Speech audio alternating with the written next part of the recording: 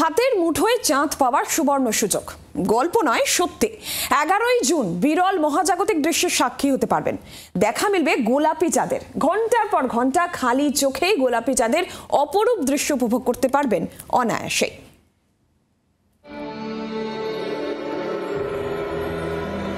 হাতের মুঠোয় চাঁদ পাওয়ার শখ বহুদিনের, তাহলে আর বেশি দিনের অপেক্ষা নয়।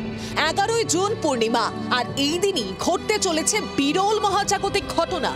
জগন্নাথ দেবের স্নান যাত্রার দিন হাতের মুঠোয় চাঁদ পাওয়ার সুবর্ণ সুযোগ। সাধারণ চাঁদ নয়, দেখা মিলবে গোলাপি রাঙা চাঁদের। 10ই জুন ও 11ই জুন মধ্যরাত অর্থাৎ রাত 12টা 20 থেকে রাত 3টে 44 পর্যন্ত দেখা মিলবে স্ট্রবেরি মুনের। দিগন্ত রেখা থেকে ওই দিন চাঁদ সব থেকে কাছাকাছি থাকবে, কারণ সূর্য ও চাঁদের কৌণিক মহাজাগতিক অবস্থান। খালি চোখে কয়েক ঘন্টা একই উচ্চতায় দেখা যাবে চাঁদ। বৈজ্ঞানিক ভাষায় একেই স্ট্যান্ডিং স্টিল মুন বলা হয়। 18 বছরে একবারই এই মহাজাগতিক দৃশ্য দেখার সুযোগ হয়। এই 11ই জুন অনেকগুলো ঘটনা একসঙ্গে ঘটছে। পূর্ণিমা হচ্ছে, আবার স্ট্যান্ড স্টিল হয়েছে, মনে হচ্ছে না ঠিকঠাক মুভ করছে না, আবার অ্যাটমসফিয়ারের মধ্যে দিয়ে আসছে বলে রেডিশ কালার হচ্ছে।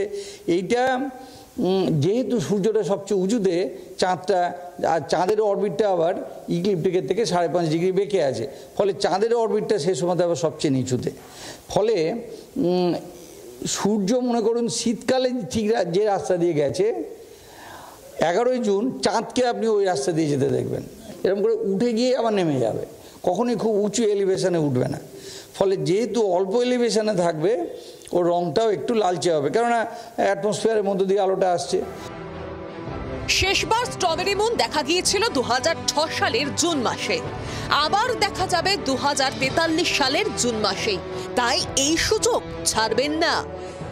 যদি 11ই জুন দক্ষিণবঙ্গের আকাশ পরিষ্কার থাকে, যদি আপনার বাড়ির কাছে কোনো খোলা মাঠ অথবা উঁচু ছাদ থাকে, তাহলে এই দৃশ্য দেখার সুযোগ ছাড়বেন না, কারণ এরপর এই দৃশ্য আপনি দেখতে পাবেন 2043 সালে।